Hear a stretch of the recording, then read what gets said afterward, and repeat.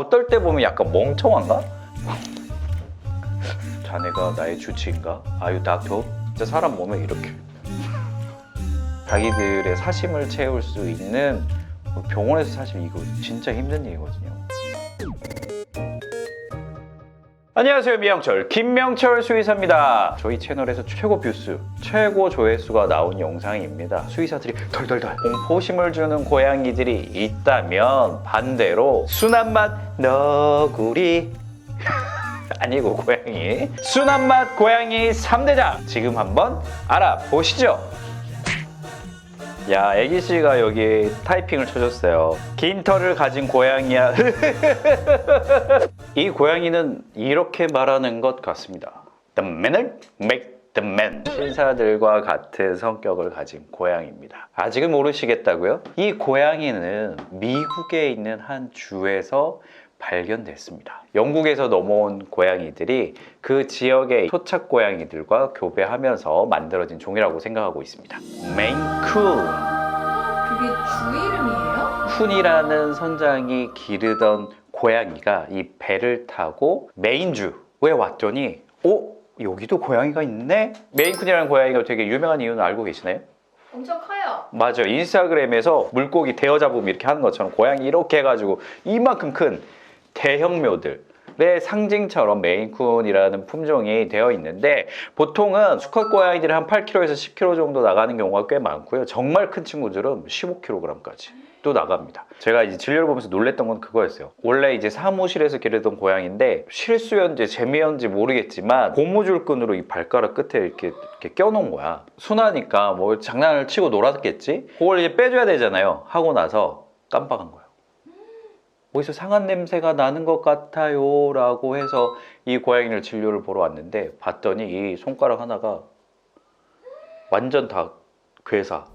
시간이 얼마나 흘렀으면 그렇게 돼요?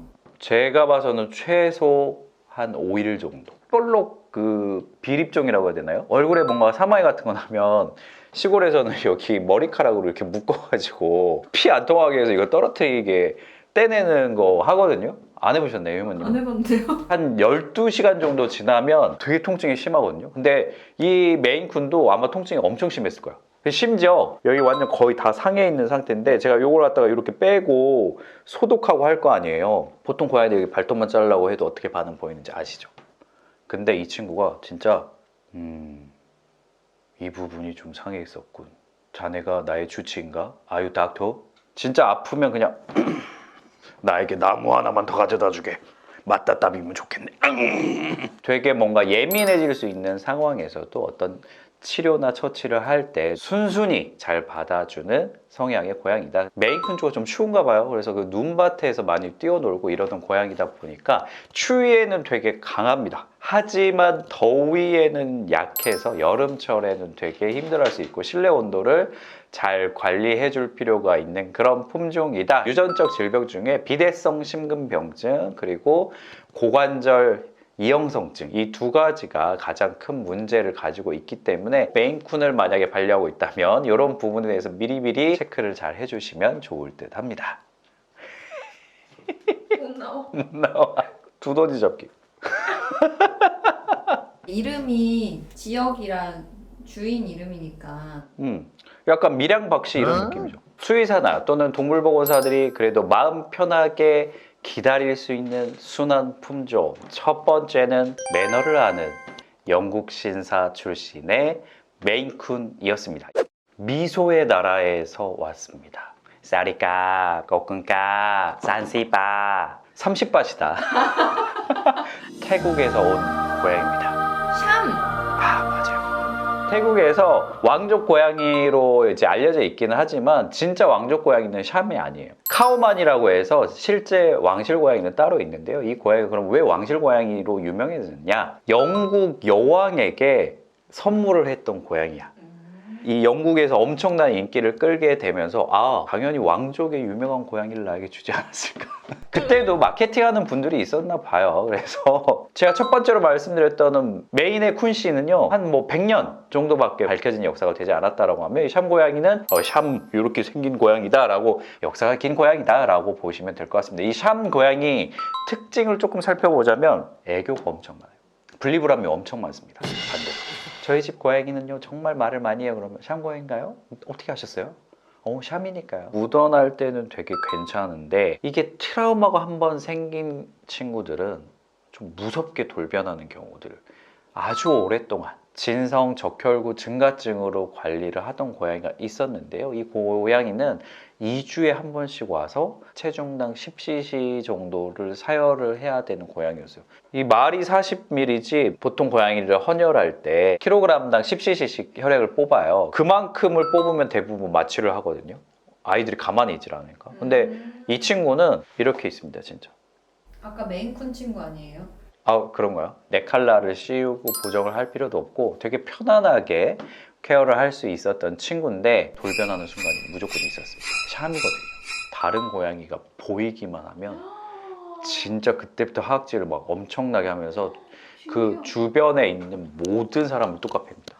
순하고 너무 사람을 잘 따르고 너무 애교 많고 이런데 몇몇 가지 자기가 조금 마음에 안 든 요소가 생겼을 때는 돌변할 수 있는 친구 중에 한 마리이기는 합니다. 그리고 그런 성격이다 보니까 집에서 되게 호기심도 많고 그리고 울서킹 신드롬이라고 해서 옷 섬유 같은 걸 막 뽑아서 그걸 먹는 경우들이 종특이적으로 좀 많은 품종이기는 합니다. 그러니까 정서 불안이 조금 있어요. 이 친구들을 돌봐주실 때는 정말로 일상 루틴이나 집안 정리나 이런 것들에 대해서 훨씬 신경을 많이 쓰셔야 돼요. 그리고 고양이가 워낙 사람 친화적이다 보니까 사람도 더 이렇게 막 계속 빠져드는 거 너무 거리가 가까워져.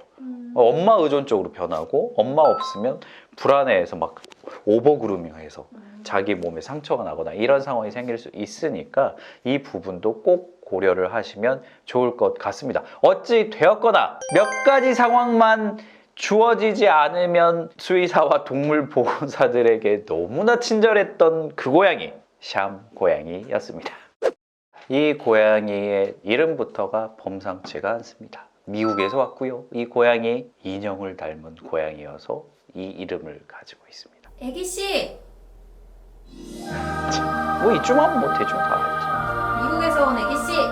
캘리포니아에서 앤 베이커라는 분이 계속해서 품종 개량을 해서 나온 품종입니다. 봉제 인형이라는 이름의 의미를 가지고 있는 만큼 이 친구들 들면 진짜 사람 몸에 이렇게 어떨 때 보면 약간 멍청한가?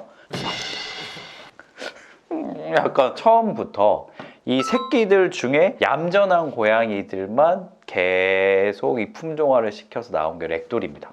그러다 보니까 느긋하고 여유롭고 편안한 모습을 보이는 경우가 많다. 그렇다 보니까 병원에 왔을 때도 이 친구들이 너무 해맑아. 주사를 놓는 내가 약간 마음이 아파. 진료대 바닥에 열선 이제 많이 넣거든요. 그러면 그냥 철푸덕 누워있어요. 이렇게. 따뜻하다냥. 심장이 막 동동동동동동 보통은 고양이들이 뛰는데 이 친구들은 토동 되게 뭔가 느긋하게 뛰는 모습을 보여주는 이 고양이 렉돌 기본적으로 좀 큰 편이어서 5kg, 6kg대 친구들도 많이 있는 품종 렉돌이고요. 이 고양이의 특징은 비만묘가 많습니다. 아니 성격이 묻어내.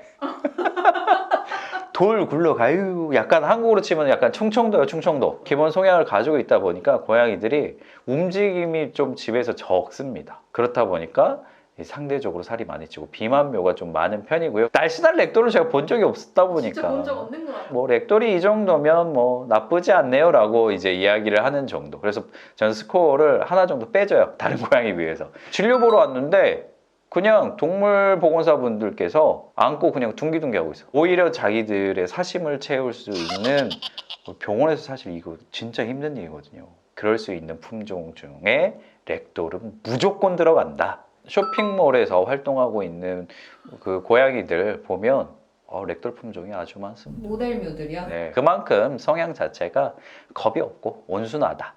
근데 이제 이 친구들도 메인쿤처럼 밝혀져 있는 유전성 질환으로 비대성 심근병증, 심장병이 있는 경우가 꽤 많이 있기 때문에 유전 질환이 있는 경우에는 절대 이세 계획을 하시면 안 되고요. 그리고 혹시 내가 렉돌을 입양을 했다, 유전자 검사 꼭 한번 해보십시오. 그래서 혹시라도 주기적으로 체크하고 응급 상황이 올 수 있는 거에 맞춰서 약물 사용도 고려해 볼 수도 있을 것 같아요.